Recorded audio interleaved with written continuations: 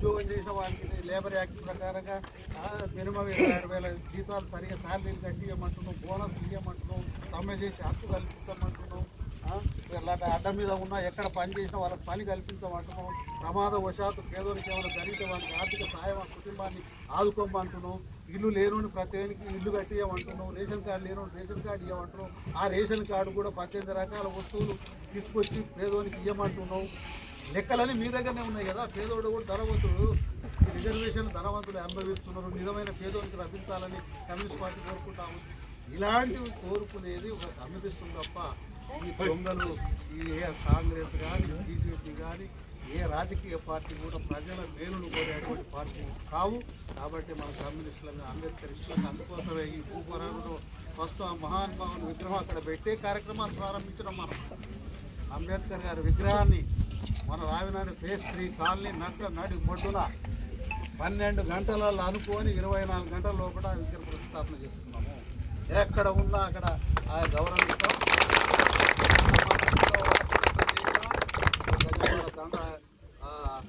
గౌరవించి అంబేద్కర్ గౌరవించే మన కార్యక్రమాలు స్టార్ట్ చేస్తాం. అది మన సాంప్రదాయం. కాబట్టి ఆ రకమైన పద్ధతిలో ప్రజలు ఉన్న దేశమంతా మనం ఏం మారో తెలియదు, కానీ మన భావజాలాన్ని మన యొక్క ఈడ స్వతంత్రం ఉంటుంది, స్వేచ్ఛ ఉంటుంది, అన్నీ ఒక మానవత్వం ఉండాలి, వర్ణమిల్లాలి. ఇక్కడ మానవత్వం మతం ఉండొచ్చు ఉండదు, కానీ ఉన్మాదం అనేది ఉండదు. నేనే గొప్పనని ఎవడన్నా వాడంతా బుద్ధిహీనుడు ఎవడు లేడు. నా మతమే గొప్పదని అన్నోడు ఎవడన్నా మనిషి ఉంటే వాడంతా హీనుడు ఇంకోడు ఉండడు. నా కులమే గొప్పదని ఎవడన్నా బుద్ధి లేని కూడా అందరూ వాడంతా దుర్మార్గుడు ఇంకోడు ఉండడు. ఎవరికి వాడే గొప్ప.